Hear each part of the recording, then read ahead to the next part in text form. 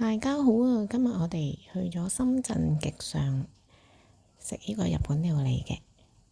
今日我哋去食午市嘅定食，咁價錢都唔算貴啊，平均100蚊一位。咁另外佢哋都有提供呢個任食嘅放題，分別係298蚊同埋398蚊，可以食2個半鐘嘅。咁咧出邊門口好靚啦，就係因為咁樣俾佢吸引咗。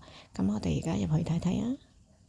咁入到去咧，佢哋就係經過一條都幾漫長嘅直路入去。咁側邊都有好多特色嘅台凳嘅。咁因為咁啱我哋呢個時間入到嚟咧，唔係咁多人啊，所以可以畀我哋方便拍片啦。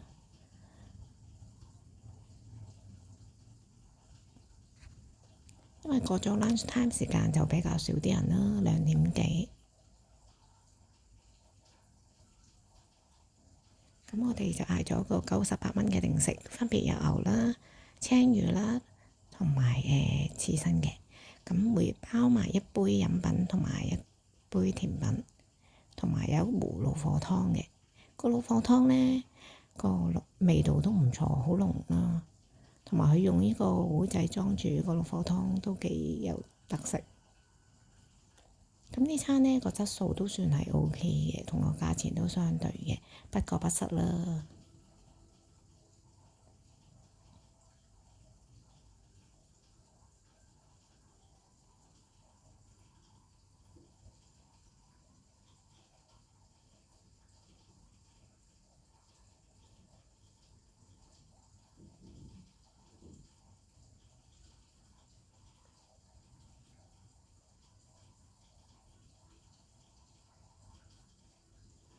咁呢就臨走呢就經過好多啲特色嘅台凳啦，見到嗰啲好有日式 feel 嘅台凳，咁啊忍唔住要拍片畀大家睇睇啦。今晚呢個時間都就嚟落場，所以附近見都冇乜人。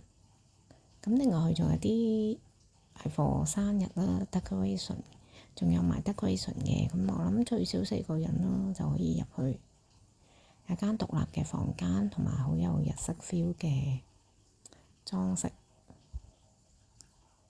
同埋有埋啲氣球啦。